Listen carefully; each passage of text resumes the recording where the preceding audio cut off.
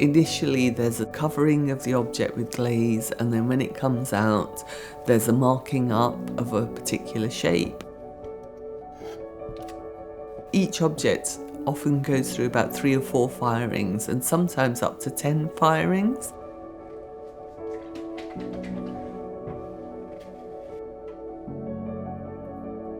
So you're responding to the colour that has already been laid down and fired, thinking about the relationship of colour, but also a quite instinctive decision about the relationship of what's already there and a new form that's going to overlay it.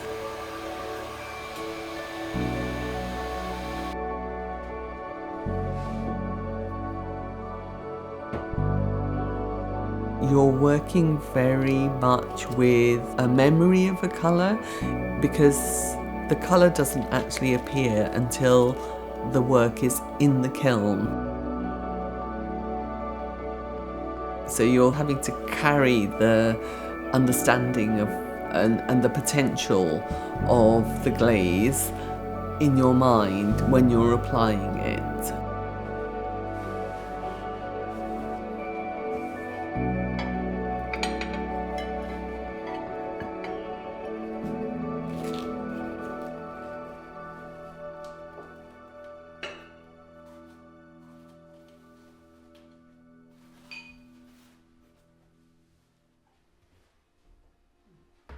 I'm really interested in the energy that occurs when multiple objects are placed together, and I think it goes back to my love of anthropological collections.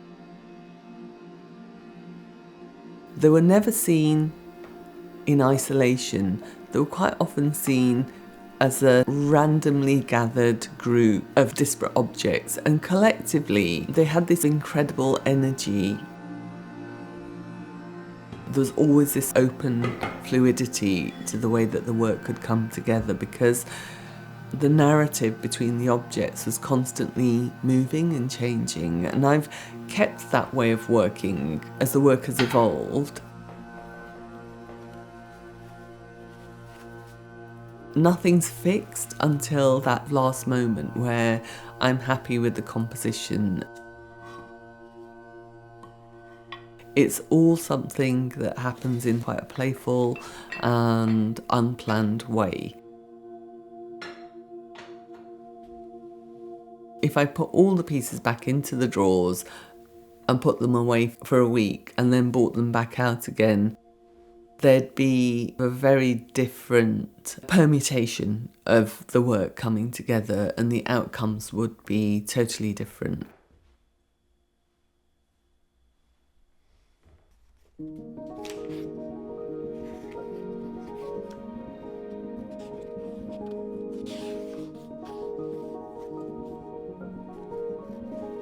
There's never a fixed way of working. Initially, I'll have an idea which starts as a drawing. That will be drawn in Illustrator, then that file will be sent to a waterjet cutters. The waterjet cutter will cut it out of tile. The work comes back to the studio and it begins to be glazed. And then all the decisions that I make are very intuitive.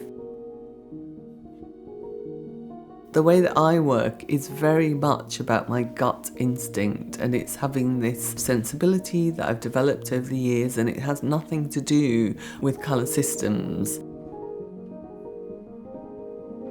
Looking for colour combinations often that are slightly raw, that they're almost like a colour insult to the sensibilities of those systems.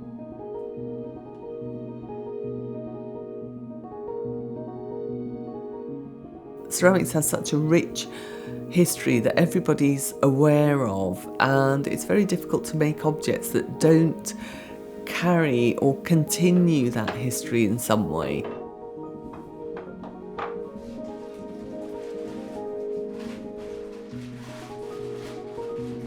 What I loved about working with tile was that it was almost this inert material. It was an industrially produced material. It had no trace of the human hand. In a sense, it was like a minimalist object. And then also with tile work, it really freed up my work with colour.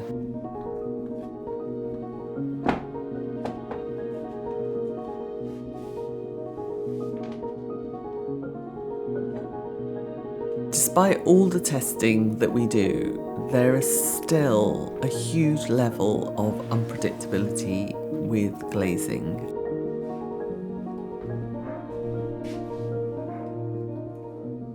When you're working with the larger panels, there has to be a real system in terms of the firing, the temperature, everything has to be controlled. Each colour has to be fired at exactly the same position in the kiln.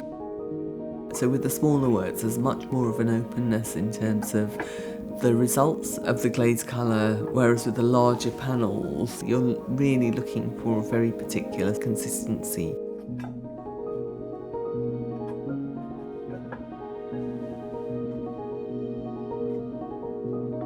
Even though I have this respect and love for the clinical precision of the industrial objects, there's always this superimposition of another way of doing things, another mode of production, and another trace, and another way of making.